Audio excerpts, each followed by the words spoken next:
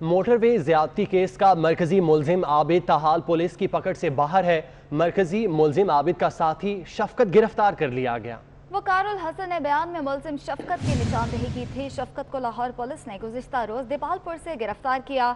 इसी हवाले से बात करेंगे, इरफान मलिक से भी रब्ता करने की कोशिश करेंगे। मोटरवे ज्यादती केस का मरकजी मुलजिम आबिद ताहाल पुलिस की पकड़ से बाहर है, जबकि मरकजी मुलजिम आबिद का साथी शफकत गिरफ्तार कर लिया गया है।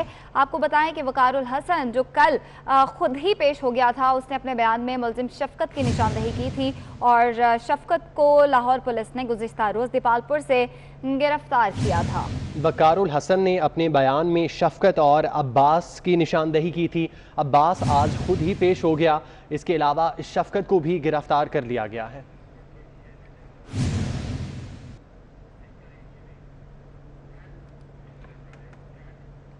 मोटरवे ज्यादती केस में एक और मुलजिम इकबाल भी पकड़ा गया है। हसास इदारों ने साहिवाल में कार्रवाई करते हुए मुलजिम इकबाल को पकड़ा। मोटरवे ज्यादती केस में एक और मुलजिम इकबाल को भी पकड़ लिया गया। हसास इदारों ने कार्रवाई की है। साहिवाल में ये कार्रवाई की गई और मुलजिम इकबाल को पकड़ लिया गया। मोटरवे ज्यादती केस में एक और मुलजिम इकबाल भी पकड़ा गया। हसास इदारों ने कार्रवाई की और इस कार्रवाई के नतीजे में इकबाल को पकड़ लिया गया।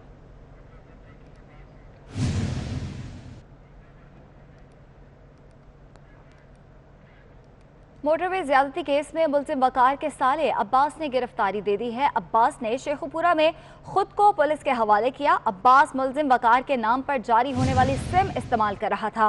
अब्बास का कहना है कि मेरा आबिद से कोई ताल्लुक नहीं है। आबिद ने मुझे नौकरी पर लगवाने का कहा था। मैं और आबिद इकट्ठे काम करते थे। अच्छा अब्बास ऐ सानू दस कि तेरा इस बंदे नाल आबिद मुजरम फरार है जिहड़ा ओहदे नाल तेरा किस तरह राबता? मेरा ਇਹਦੇ ਨਾਲ ਕੋਈ ਰਾਬਤਾ ਨਹੀਂ। ਸਾਡੇ ਕੋਲ ਆਇਆ ਕੰਮ ਤੇ, ਕਹਿੰਦਾ ਮੈਨੂੰ ਕੰਮ ਤੇ ਲਾ ਲਓ। ਕੰਮ ਤੇ ਜਦੋਂ ਸਾਡੇ ਨਾਲ ਜਾਣ ਲੱਗ ਪਿਆ, ਕੰਮ ਤੇ ਜਾਂਦਾ ਰਿਹਾ। ਕੰਮ ਦੀ ਹੱਦ ਤੱਕ ਇਹਦੀ ਮੇਰੀ ਗੱਲ ਹੈ। ਠੀਕ ਹੈ। ਕੰਮ ਤੇ ਜਾਂਦੇ ਰਹੇ ਨੇ, ਉੱਥੇ ਮੇਰੇ ਕੋਲ ਸਾਰੇ ਮਜ਼ਦੂਰ ਲੈ ਕੇ ਫੋਨ ਕਰਦੇ ਰਹੇ, ਇਹ ਵੀ ਕਰਦਾ ਰਿਹਾ। ਤੇ ਕੰਮ ਤੇ ਜਾਣ ਵਾਸਤੇ ਇਹ ਸਾਡੇ ਨਾਲ ਰਾਬਤਾ ਰੱਖਦਾ ਰਿਹਾ ਵੀ ਕਦੋਂ ਜਾਣਾ ਹੈ, ਸ਼ਾਮ ਨੂੰ ਸਵੇਰੇ 8 ਵਜੇ ਕਿੰਨੇ ਵਜੇ ਜਾਣਾ ਹੈ। ਕੀ ਕੰਮ ਕਰਦੇ ਜੀ? ਅਸੀਂ ਸਟੀਲ ਮੇਲੇ 'ਚ ਕੰਮ ਕਰਦੇ ਰਹੇ। ਸਟੀਲ ਮਿਲ 'ਚ ਕੰਮ ਕਰਦੇ? ਹਾਂਜੀ, ਸਟੀਲ ਮੇਲੇ 'ਚ ਅਸੀਂ ਕੰਮ ਕੀਤਾ ਤੇ ਇਹਦਾ ਸਾਡਾ ਤਲਕ ਸਿਰਫ ਕੰਮ ਦੀ ਹੱਦ ਤੱਕ ਹੈ। ਹੋਰ ਇਹਦਾ ਕੋਈ ਸਾਡੇ ਨਾਲ ਤਲਕ ਨਹੀਂ। ਕਿੰਨਾ ਅਰਸਾ ਹੋ ਗਿਆ ਕੰਮ? ਇਹ ਛੋਟੀ ਹੈ, ਵੱਡੀ ਤੋਂ ਪਹਿਲੇ। ਵੱਡੀ ਤੋਂ ਪਹਿਲੇ? ਹਾਂਜੀ। ਵੱਡੀ ਤੋਂ ਬਾਅਦ ਤੇਰਾ ਉਹਦਾ ਫੋਨ ਤੇ ਕਦੋਂ ਰਾਬਤਾ ਹੋਇਆ?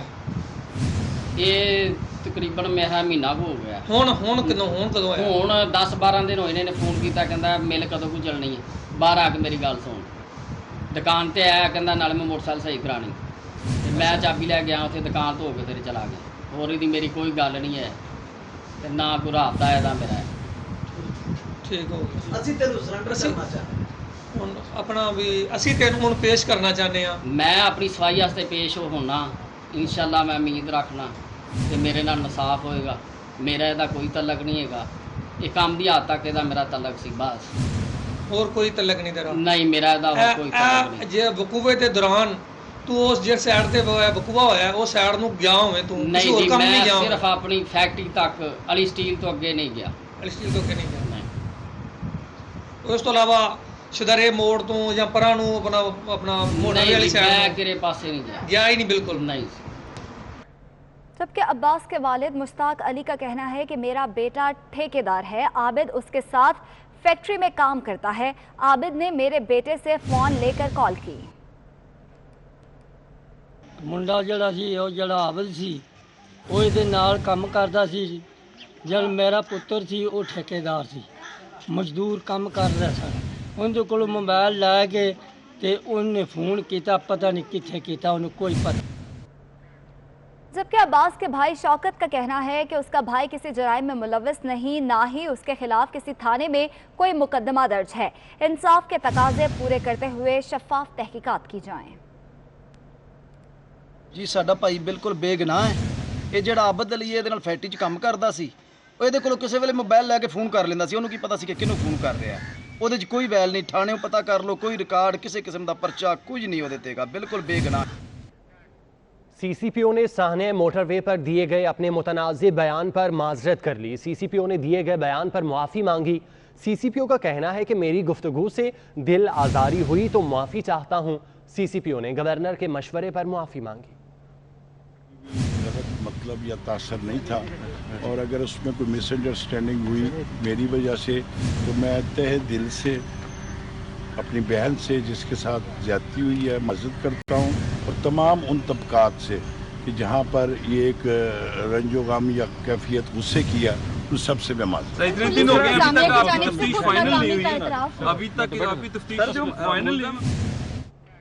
लाहौर हाईकोर्ट के चीफ जस्टिस ने मोटरवे ज्यादती केस की समाअत करते हुए पुलिस वालों के खिलाफ सख्त कार्रवाई करने का इंदिया दे दिया।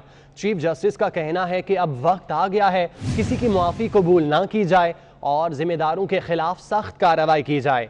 लाहौर हाईकोर्ट के चीफ जस्टिस ने मोटरवे ज्यादती केस की समाअत करते हुए पुलिस वालों के खिलाफ सख्त कार्रवाई का इंदिया दे दिया है।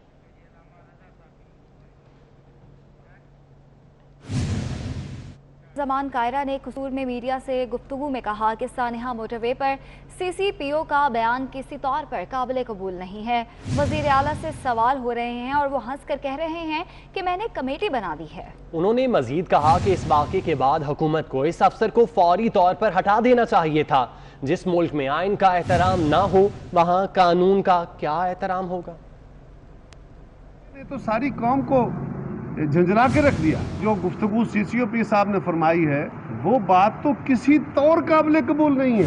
वो तो किसी आम शख्स से अगर गुफ्तगू होती तो लोग उसको कहते चुप करो। पूरी हुकूमत उस CCOP का उसकी वजाहतें दे रही है, वज़रा वजाहतें दे रहे हैं, मशीर वजाहतें दे रहे हैं, वज़ीर आला साहब से सवाल हो रहे हैं और वो कह रहे हैं हंसते हुए कि हाँ मैंने कमेटी बना दी है।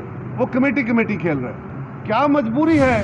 पहले तो IG के जो इशू था उस पर ही एक इंतजामी बहुत बड़ा इशू बन गया है, उस पर यह वाकया नहीं होना चाहिए था। और उसके बाद इस बयान के बाद तो इस हुकूमत को चाहिए था कि उस अफसर को फौरी तौर पर यहाँ से शिफ्ट कर देती। ये बद इंतजाम, ये नाअहल हैं, ये नालायक हैं, इनमें ये अहलियत नहीं है। इसलिए हम कह रहे हैं कि अब इनका घर बेचे बगैर गुजारा नहीं है। अल्लाह हो सकती तो हम इस्लाह की बात करते हैं। मजीद खबरें बुलेटिन का हिस्सा बनाएं। गुलपानरा के कातलों को सख्त सजा दी जाए। पेशावर में ख्वाजा सिरा साथी के कातलों के लिए सख्त सजा का मुतालबा लिए सड़क पर आ गए। आपको बताएं कि गुलपानरा के कातलों को सख्त सजा दी जाए। इसी हवाले से बात करेंगे अजमत अली शाह से। अजमत बताएगा। जी बिल्कुल, ख्वाजा सराओं की कुछ दिन कबल ख्वाजा सरा गुलपाना और चाहत पर फायरिंग के नतीजे में गुलपाना जाबाहट जबकि चाहत जबकि वो शदीद जख्मी, जिसके खिलाफ आज ख्वाजा सरा कम्युनिटी जो है वो एहतजाजी मुजाहरा कर रहे थे और पेशावर प्रेस क्लब के सामने सरापा एहतजाज दे। उनका मुतालबा था कि हुकूमत जो है वो ख्वाजा सराओं को प्रोटेक्शन दे और साथ साथ में जो गिरफ्तार मुल्जिमान हैं उनको कैफर किरदार तक पहुँचाया जाए, उनको सख्त से सख्त सजाएँ दी जाए ताकि उसके बाद कोई भी इस तरह का जो कदम उठाने से पहले सोचे। उनका ये भी कहना था कि अब तक तकरीबन 70 से ज़ायद ख्वाजा सरा जो है वो रिपोर्टेडली अब तक जो है वो कत्ल की जा सके हैं, बल्कि जबकि दर्जनों ख्वाजा सरा जो है वो जख्मी हुए, लेकिन किसी एक मुजरिम को भी अपना ठीक है, बहुत शुक्रिया आपका। मरियम नवाज का कहना है साहने और अलमिया में फ़र्क होता है। साहनिया मोटरवे पर हुआ और अलमिया ये हुआ कि CCPO के पैगाम से ये वाज़ेह हो गया कि रात के वक्त शहरियों की हिफाजत हमारी जिम्मेदारी नहीं है। मोटरवे पर ड्राइविंग करती औरत रियासत का मसला नहीं है। हुकूमत ना हिफाजत कर सकती है ना मजलूम की दाद रसी कर सकती है। ये पैगाम उस मुल्क की औरतों को दिया गया है, इस मुल्क के शहरियों को दिया गया है। ये सानहे से बड़ा अलमिया है। आपको बताएं कि मरियम नवाज का कहना है कि सानहे और अलमिया में फ़र्क होता है।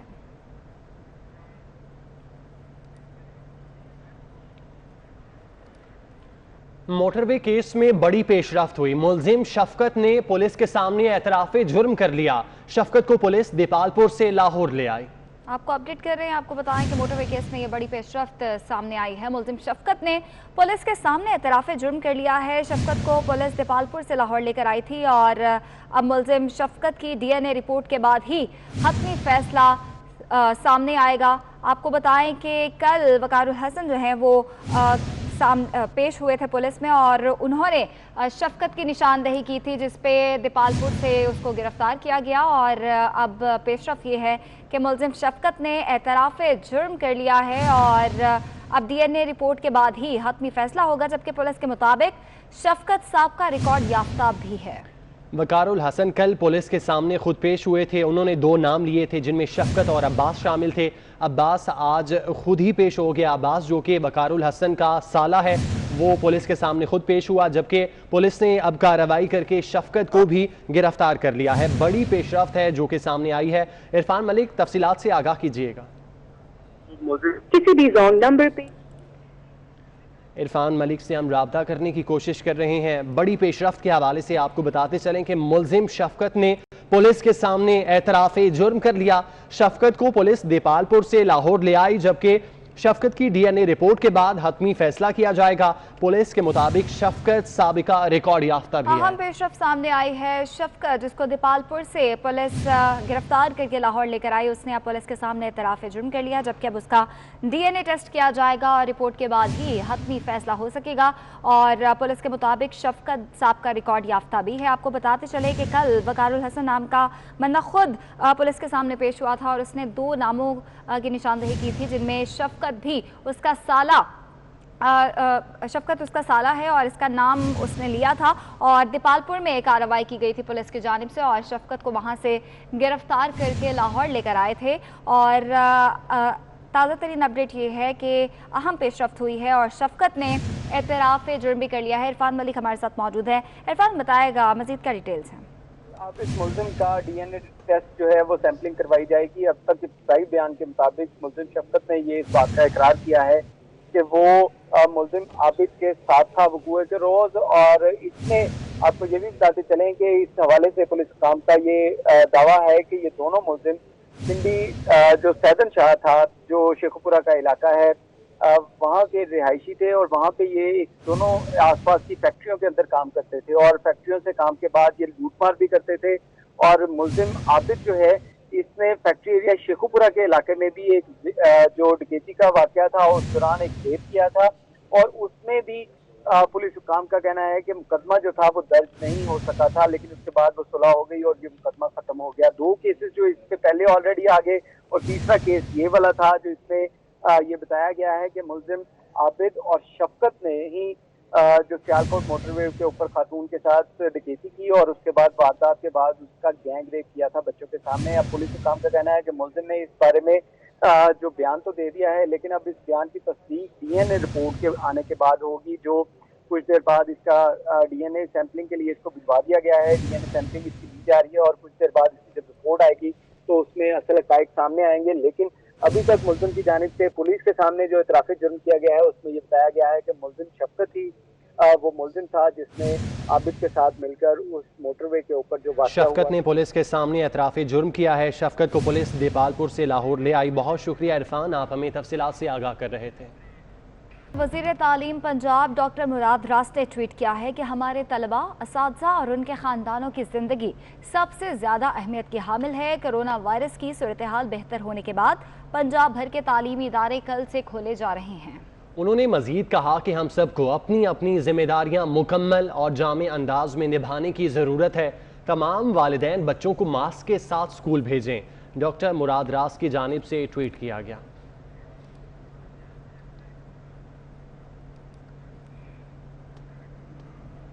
मुल्क भर की तरह कल कराची में भी स्कूल खुल जाएंगे, लेकिन शहर कायद में स्कूलों के बाहर कचरे के ढेर लगे हैं। सफाई ना होने से बच्चों के बीमार होने का खतरा है। इसी हवाले से बताएंगी मानिया शकील। जी मानिया। बिल्कुल 6 माह बाद आखिरकार तालीमी इदारे खोलने का हुक्म तो दे दिया, लेकिन तालीमी इदारों में कोई मौसर इकदाम जो हैं वो नज़र नहीं आ रहे। मुख्तलिफ कराची के स्कूल्स और कॉलेजेस ऐसे हैं जिनके बाहर कचरे का ढेर मौजूद है। मैं इस वक्त औरंगी 33C एरिया में मौजूद हूँ। मेरे कैमरामैन आके आपको दिखाएंगे कि यहाँ की कितनी बदतरीन सूरत हाल है कि स्कूल की बाउंड्री के साथ ही पूरी कचरा कुंडी ही बनाई हुई है।